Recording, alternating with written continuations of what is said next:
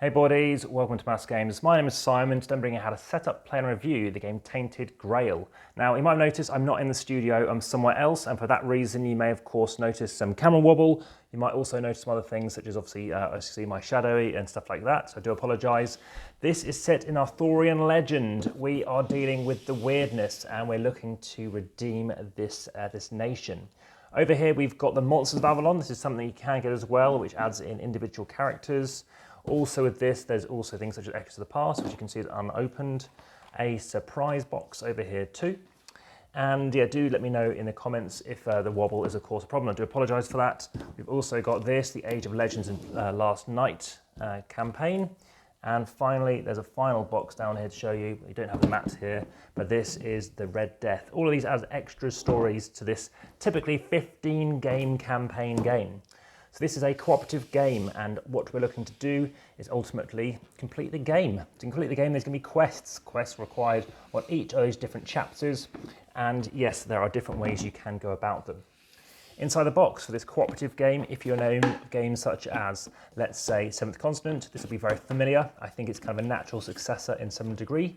I'm looking at my character here, Arev, who I played with. You're going to take a board like this. You're going to have starting setup. Over here, you're going to tell you what cubes you're going to have, and these will give you different abilities. Additionally, I have special abilities as myself in the first person saying I'm Arev, which allows me to do other things. It allows me to do other things such as resources. In this game demonstration, I will not be showing you other characters. I'll be focusing more on actually the gameplay. And this game involves resources. You are going to have a time dial, which basically represents time as a resource to some extent. And in this game, you are looking to complete certain things whilst time is still a factor. These are recommended and shown in this example by these chaps called menhirs. These are things that are ignited, they're lit up like the Wicker Man, and you're looking to deal with them. These have been painted, but they do not come pre-painted. So you're going to need one of those, and you're going to need a character reference sheet as well, and everything else can go away. And in due course, you will need to go through this book and look up certain things too. Aside from that, you are now going to take out of here certain cards to set up. You are going to need a card each perhaps to keep an eye on exactly what you can do on each turn. And that is something to be aware of. Yes, there are numerous steps in this game to be considering.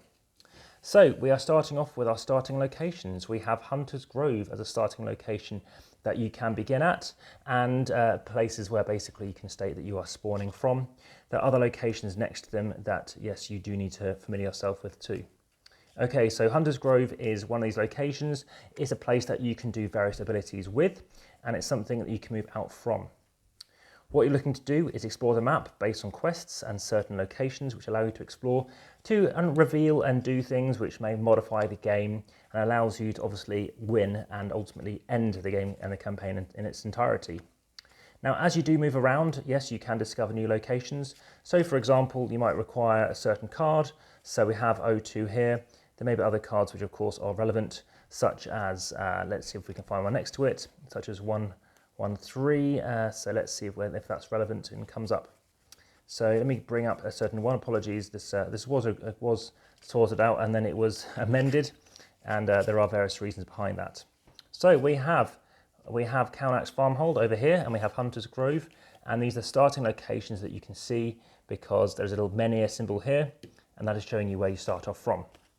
And there's various places around it, so you can see we do have some indication of what's going on, and of course we've got Forlorn Swords down the bottom here as well. So the various locations in the game, and yeah, as you choose to explore out, you can unlock more locations, but there are a number of factors that can get in your way, including the weather. These things can delay you and means that some things take longer, some chapters take longer. This has been a Kickstarter game, and with Kickstarter there can be some issues. What I mean by that is some things might not be fully laid out. For example, these tiles can be very difficult to see the numbering on them. So what you may want to do is get them painted up so you can actually see a bit more clearly what they represent. And as you can see, they will slide into this location like this. So of course, if you like this content, please like, please share. This has been over 2 years in the making, in the sense that this took over 2 years to complete. That is in part due to the COVID-19 pandemic, which is still underway at time of recording. So in this game, yes, you're looking to complete various things and do various actions as well. What you are going to do is you are going to have various cards, and you're going to have things such as diplomacy, which I'll talk to you about in a moment, as well as combat, different things that are going to come up different monsters that you're going to be attacking. You're also going to have these cubes, which I also showed you a second ago. So they're going to go in your board. And what you're going to be doing is looking to ultimately maybe improve your food, because you need to feed yourself at the end of the day, and maybe wealth as well, experience, rep, magic, whenever is necessary. You're also going to have a starting health. So your health is going to be over here. And let's say that you normally start off at 6. There's a little marker there, you can see stating 6. And you might have 0 terror, 0 things that basically are threatening you. So that can go back in the box, just to give you an example here. And whilst I am still partially setting up the game, partially explaining what's going on, I will start talking to you a little bit about my review. I will talk about that typically at the end of most videos though. So you have a health up here. As things affect you, you're going to lower it down. And at the end of the day, you may end up with your health lower than the starting amount. This means when you go back up, it's obviously going to have a maximum ability of where it goes up to. Additionally, when you have terror, there can be negative side effects of that too. If you exhaust too much by maybe moving too much, you become exhausted, it means you're only going to move up as most 4 positions. So that's another factor as well. All right, so now let's talk to you about these various cards and various ways in how combat works. So combat's very different to other games you may have seen, and it involves chaining various pairs of items together. And it can take some time to do. It can take 5 minutes, it can take more than 20 minutes, especially if there's a few of you just deciding what you want to do. It is a game that I probably recommend as a 2. You could play it solo, but there are some factors which might not want that to be for you. The art's incredible, as is the story, but let's just talk about how these cards work. So we're going to have a baddie, and let me show you how these baddies look. There are 4 different types of class of how these baddies operate, and now I'm going to get this out and show you how they look. So over here, you are going to have various cards, and you could have them being basically what's going to have a green encounter, and there are different things that can happen. For example, over here, we have a grey encounter, and over here, we have a green encounter set.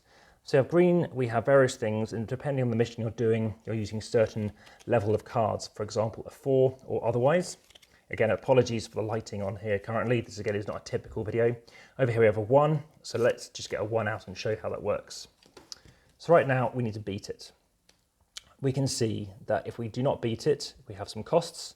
So we might have to lose some cards, we might be able to get some food, and right now we've got to chain stuff to deal 3 damage to it. So everybody draws 3 cards, and if you want you can mulligan, which what that means is you can then discard down. So you're going to shuffle your deck, it's a combat card, you're drawing 3 cards, and see, again you can work off who wants to go first. The first card is free, the next one's going to need a symbol like this. Again, really apologise for this wobble, very much apologise for that. So you're going to have a card like this, and you're going to play a card which allows me to play another card, so I can do that. And right now I've got ×1 again, so that's fine. I've done 1 damage, and I've done another damage if I happen to have this symbol, which is the aggression symbol over here. This is a horrible wobble going on right now. Okay, that's over there. So that allows me to do 2 damage, and I can keep on going if I've got the relevant stuff to do more damage, etc. So right now I can't do it, but what I could choose to do is play, let's say, a ×2, which has done 1 damage, and maybe somehow do it, okay? So that, in fact, has only done 2 damage, but you may be able to improve that. So that's basically how combat works. That is the gist of combat. A similar thing happens with diplomacy.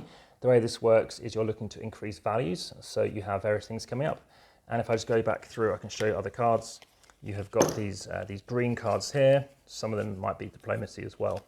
So those are green cards. There are other cards as well. Like I said, they have purple cards. You have various encounter cards, various different ways you can attack these beasts. And you also have other things you can have, modifiers. You can get little gifts and secret items and items. You can also do other things. And if you think this is a bad video, by all means, please check the others out. You might say, why do it at all? There's still content in here. There's still obviously my vocabulary. Over here, you can get extra things. When resting, gain 1 terror and lose 1, gain 1 health and lose 1 terror, even if you don't eat, so that's really good too. And over here, you can get companions, which can aid you as well.